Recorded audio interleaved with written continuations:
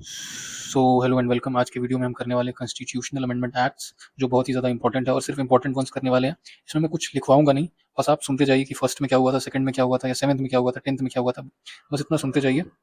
Then after I will upload this workbook. इसको आप print करा लीजिए और बार बार इसमें फिल करिए कौन से ईयर में हुआ था और डिटेल क्या थी। ऐसे करेंगे तो आपको पूरी तरह से याद हो जाएगा। Okay, so we will quickly start. इसमें कुछ लिखना नहीं है, बस आप इसको सुनिए। ओके,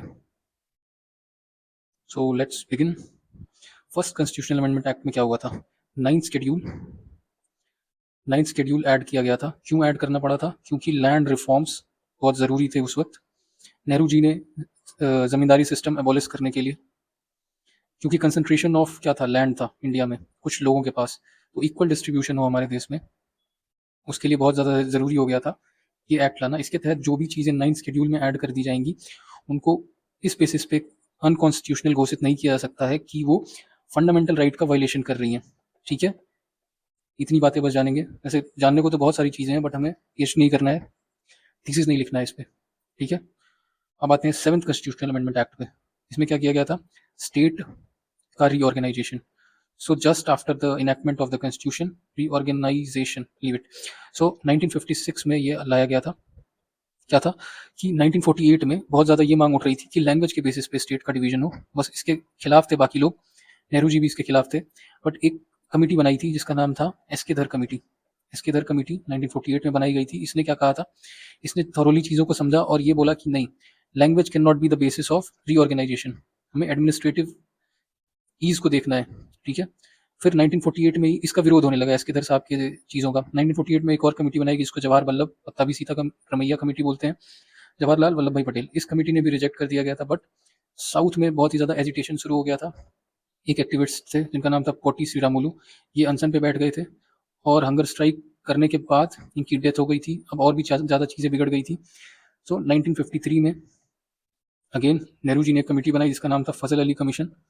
फजल अली साहब को काम दिया गया। दो लोग और थे इसमें साथ में। कौन कौन? के एम मुंशी, जिन्होंने हॉरोस्कोप भी बोला था प्रियम्बल को। और सॉरी, के एम मुंशी नहीं थे, इसमें तीन लोग थे। सबसे पहले फजल अली खुद, दूसरे हृदयनाथ कुंजरू, और के एम पन्नीकर। के एम मुंशी और के एम पन्नीकर में मैं कंफ्यूज हो गया था। H N Kunzru, that's why continuous revision is जरूरी। ठीक है, इन्होंने पहली बार एक्सेप्ट किया था कि okay, language can be the basis, but one language one state वाली बात को इन्होंने रिजेक्ट कर दिया था। सो 1956 में ये एक्सेप्ट कर लिया गया था। और आंध्रा जो है, तेलुगु स्पीकिंग रीजन था, आंध्रा स्टेट बनाया गया था तेलुगु रीजन को कहाँ से? मद्रास से अलग करके। ठीक है, सेवेंथ हो गया। अभी टेंथ पे आते हैं। तो टेंथ में क्या चीज़ें थी कि दादरा और नागर हवेली, सबसे पहले कब हुआ था टेंथ कॉन्स्टिट्यूशनल अमेंडमेंट एक्ट? ये 1961 में। सो दादरा एंड नागर हवेली को यूटी बना दिया गया था। ट्वेल्थ कॉन्स्टिट्यूशनल अमेंडमेंट एक्ट में गोवा और दमन एंड दीव को यूटी का दर्जा दे दिया गया था। 13th में नागालैंड को, वो जो 371A नाम आसमा जी कॉन वो वाला है, उसको, वो सेम चीज़ यही यही ऐड की गई थी। नागालैंड को 371A स्पेशल प्रोविजन दे दिया गया था, जिसमें ऑटोनॉमी होगी, ऑटोनोमस रीजन्स की बात रहेगी, किसमें लैंड लैंड बहुत सारी चीज़ें हैं, उसको दूसरे वीडियो में कवर करेंगे। बस इतना जानिए कि नागालैंड को स्पेशल प्रोविजन दिए गए थे। Then come the 14th constitutional amendment act. 14th में क्या हुआ था? 14th में हुआ था कि पौंडीचेरी को यूटी में एक्सेप्ट कर लिया गया था। Then comes the 21st constitutional amendment act. कब? 1967 में। इसमें सिंधी भाषा को, सिंधी लैंग्वेज को 15th ऑफिशियल लैंग्वेज के अंडर में ऐड कर लिया गया था। किसमें? 8th शेड्यूल में। ठीक है, 21st के बाद आते हैं 24th अमेंडमेंट एक्ट पे। सो 24th, अब ये इंदिरा जी से रिलेटेड है। ये कब हुआ था? 1971 में। क्या बोला था कि प्रेसिडेंट की पावर टू अमेंड एनी, मतलब सॉरी, पार्लियामेंट की power to amend any part of the constitution including fundamental right, ये पार्लियामेंट की पावर को बढ़ा दिया था। इसमें प्रेसिडेंट का एसेंट जो है वो कंपलसरी कर दिया गया था कि जब भी कोई कॉन्स्टिट्यूशनल अमेंडमेंट एक्ट बिल जाएगा प्रेसिडेंट के पास, तो उसको अपना एसेंट देना कंपलसरी होगा, उसको विथ होल्ड नहीं कर सकता है, उस पर अपना कोई भी वीटो नहीं लगा सकता है प्रेसिडेंट। 24th में ये बात कही गई थी। 25th में क्या कहा गया था? 25th में कहा गया था कि राइट टू प्रॉपर्टी पे रिस्ट्रिक्शन लगा दी गई थी। और article 31C, which provided that laws implementing under 39B or 39C वो आर्टिकल 14, 19 और 31 के वॉयलेटिव नहीं होंगे। बस इतना ही जानिए, इसमें जो रिलेटेड आर्टिकल है बस उतना ही जानना जरूरी है। 26 कब 1971 में इसमें प्रीवी पर्स को खत्म कर दिया गया था। प्रीवी पर्स क्या होता था कि राजा महाराजा को पहले भत्ता मिलता था, उस भत्ते को खत्म कर दिया गया था। राजा महाराजा मतलब जब इंडिया आज़ाद हुआ था, सो इंडिया की आज़ादी के टाइम पे प्रिंसली स्टेट को ये कह के बुलाया गया था कि आपको ये प्रीवी पर्स के तहत भत्ता दिया जाएगा। So that's why later India पे बर्डन बढ़ने लगा, that's why it was compulsory to end that. अब आता है 31st कॉन्स्टिट्यूशनल अमेंडमेंट एक्ट। ये कब हुआ था? 1973 में। इसमें 525 से 545 कर दी गई थी किसकी स्ट्रेंथ? लोकसभा की स्ट्रेंथ, ठीक है, जिसमें से 530 मेंबर्स रिप्रेजेंट करेंगे स्टेट्स को, 20 रिप्रेजेंट करेंगे यूटीज को। टोटल 550 थी, बट वी कंसिडर 545 क्योंकि 5 सीट्स हमने रखी हैं किसके लिए? जो जो एरिया अभी हमारे अंडर में नहीं है, जैसे JNK और अक्साई चीन। ओके, सो हम ये सोच मतलब हम ये मानते हैं कि जब वो हमारे अंडर में आएगा तब हम ये 5 सीट वहाँ उनको दे देंगे। Then comes the 35th constitutional amendment act, जिसमें सिक्किम पहले क्या हुआ करता था? एक प्रोटेक्टोरेट स्टेट, मतलब वो इंडिया के छत्रछाया में था, उसका डिफेंस इंडिया देखता था, बट अब उसको एसोसिएट स्टेट का दर्जा दे दिया गया था। एसोसिएट स्टेट मतलब कि one of the state, fully state नहीं है बट बहुत सारे फीचर स्टेट के रहेंगे। बट 36 में 1975 में 36 कॉन्स्टिट्यूशनल अमेंडमेंट एक्ट के तहत फुल्ली फ्लेज्ड स्टेट बना दिया गया किसको? सिक्किम को। Then comes the 38th amendment act. 38th amendment act भी इंदिरा जी से रिलेटेड है। जब भी ये बात आती है कि पार्लियामेंट को ज़्यादा पावर जहाँ दिखाई दे, समझ लीजिए कि वो चीज़ें इंदिरा जी से रिलेटेड है, पार्लियामेंट के पास ज़्यादा पावर होती दिखाई दे। Okay, so I will again add one more of this, wait. Okay, so article 38 में क्या था? इमरजेंसी के टाइम पे इसको पास किया गया था। इसमें ये कहा गया था कि नेशनल इमरजेंसी के टाइम पे प्रेसिडेंट का सेटिस्फेक्शन है, मतलब प्रेसिडेंट का सेटिस्फेक्शन नेशनल इमरजेंसी लगाने के टाइम पे है, उसको किसी भी कोर्ट में जुडिशियल रिव्यू के अंतर्गत चैलेंज नहीं या चेक नहीं किया जा सकता है कि वो सेटिस्फेक्शन किस नोशन या किस बेसिस पे लगाया गया था। Then comes the 39th constitutional amendment act, जिसमें ये कहा गया था कि election of prime minister, president का खुद का, वाइस प्रेसिडेंट का और स्पीकर ऑफ लोकसभा का, इन लोगों का इलेक्शन जुडिशियल रिव्यू के दायरे के बाहर है। फिर आता है अपना मिनी कॉन्स्टिट्यूशन, जिस अमेंडमेंट को बोलते हैं, बहुत ही ज़्यादा इंपॉर्टेंट अमेंडमेंट एक्ट है ये, जिसके तहत सबसे पहले तो 3 वर्ड ऐड किए गए थे, सोशलिस्ट, सेक्युलर और इंटीग्रिटी। ये 3 वर्ड ऐड किए गए थे। दूसरी चीज़ इसमें की गई थी कि 4 नए DPSP ऐड किए गए थे। कौन कौन से? बस DPSP के नाम याद रखिए। 39F, वैसे मैं बता दूं कि LDC PHC करके याद करते हैं हम। C फॉर मतलब चाइल्ड से रिलेटेड था चीज़ ये। फिर 39A, 43A और 48A। 43A बहुत इंपॉर्टेंट है, participation of worker in management, and 48A भी इंपॉर्टेंट है, ग्रीनरी, इन्वायरमेंट से एसोसिएटेड है, मतलब इन्वायरमेंट को प्रोटेक्ट करना है। ये 4 DPSP ऐड किए गए थे। साथ ही साथ फंडामेंटल ड्यूटीज को ऐड किया गया था, किसकी रिकमेंडेशन पे? सरदार स्वर्ण सिंह कमेटी, इसके रिकमेंडेशन पे फंडामेंटल ड्यूटीज ऐड किए गए थे। ये बात हो रही है 1976 की। कितने फंडामेंटल ड्यूटीज ऐड किए गए थे? कमेंट में बताइए।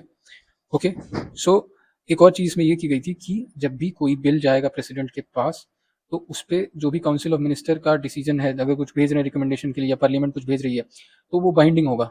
बट 44th में इसको क्वॉश करके ये कह दिया गया था कि एक बार प्रेसिडेंट इसको रिकंसिडरेशन के लिए भेज दिया जाएगा। और एक और चीज़ है जो कि कंकरेंट लिस्ट है। कंकरेंट लिस्ट कहाँ से लिया गया? ऑस्ट्रेलिया से। कंकरेंट लिस्ट में कुछ ऐसे सब्जेक्ट्स थे जिनमें education, forest, weight and measures, और कौन सा? एडमिनिस्ट्रेशन ऑफ जस्टिस और प्रोटेक्शन ऑफ वाइल्ड एनिमल्स। इसको ट्रांसफर किया गया था कंकरेंट लिस्ट में। कहाँ से? स्टेट लिस्ट से। Then comes our 43rd amendment act. 42nd के बाद 43rd कॉन्स्टिट्यूशनल अमेंडमेंट एक्ट में क्या कहा गया था? मतलब 42nd ने जो जो चीज़ें खराब की थी उसको एक तरह से रिपील करने का काम शुरू हो गया था। इसमें सुप्रीम कोर्ट की जुरिसडिक्शन को एक तरह से वापस से सुप्रीम कोर्ट के पास ज़्यादा पावर देना स्टार्ट किया गया था, जो पार्लियामेंट ने छीन ली थी। Restore the power. Just know that this is related to Supreme Court and High Court की restoring power. Then again 44th Constitutional Amendment Act, right to property को फंडामेंटल राइट से हटा दिया गया था। फंडामेंटल राइट से हटा के लीगल राइट 300A आर्टिकल में इसको रख दिया गया था। ठीक है, इसमें एक और चीज़ है, कैबिनेट वर्ड ऐड किया था। कहाँ ऐड किया था? 358 में, और कहीं कैबिनेट मेंशन नहीं है। ठीक है, एक और इम्पॉर्टेंट चीज़ की गई थी, इंटरनल डिस्टर्बेंस, जो कि बहुत ही वेग टर्म था, इसको हटा के आर्म्ड रिबेलियन कर दिया गया था। क्या? Grounds to proclaim internal emergency, जिस मतलब नेशनल इमरजेंसी के अंडर में दो तरह की इमरजेंसी आती है, एक इंटरनल और एक एक्सटर्नल। सो इंटरनल वाले में इंटरनल डिस्टर्बेंस को हटा के आर्म्ड रिबेलियन कर दिया गया था। Then comes the 52nd amendment, जिसमें 10th शेड्यूल को ऐड किया गया था, जिसको हम एंटी डिफेक्शन लॉ भी बोलते हैं। ठीक है, 50 एंटी डिफेक्शन लॉ लाना जरूरी था, क्योंकि उस वक्त मतलब बहुत ज़्यादा ऐसा चीज़ चल रहा था कि एक पार्टी बदल के दूसरे पार्टी में, फिर उसी दिन दूसरी पार्टी बदल के तीसरी पार्टी में, ऐसा कर रहे थे मिनिस्टर्स लोग जो हैं। सो अब बात आती है 55th कॉन्स्टिट्यूशनल अमेंडमेंट की, जिसमें अरुणाचल प्रदेश को आर्टिकल 371 में ऐड किया गया था, एच में, जिसमें इसको अगेन वही चीज़ जो नागालैंड के साथ की गई थी, स्पेशल प्रोविजन देने के लिए, सेम इसमें भी किया गया था अरुणाचल प्रदेश के साथ। फिर 56th constitutional amendment act, Goa को स्टेट का दर्जा दे दिया गया था। 61st में क्या हुआ था, वोटिंग एज जो थी हमारी पहले कितनी हुआ करती थी, 21 नहीं 18 कर दिया गया। पहले 21 हुआ करती थी, अब 18 हो गई है। 1988 में ये किया गया था, और गोवा को स्टेट बनाने का काम 1987 में किया गया था। Then comes the 65th amendment act 1990। इसमें क्या किया गया था, national commission for SC by ST ये बनाया गया था। 69th में इसमें दिल्ली जो यूटी है उसको national capital territory with legislative assembly, ये दर्जा दिया गया था दिल्ली को। उसके बाद आता है 71st कॉन्स्टिट्यूशनल अमेंडमेंट एक्ट, ये है लैंग्वेज से रिलेटेड। इसमें क्या किया गया था, let me add the box again.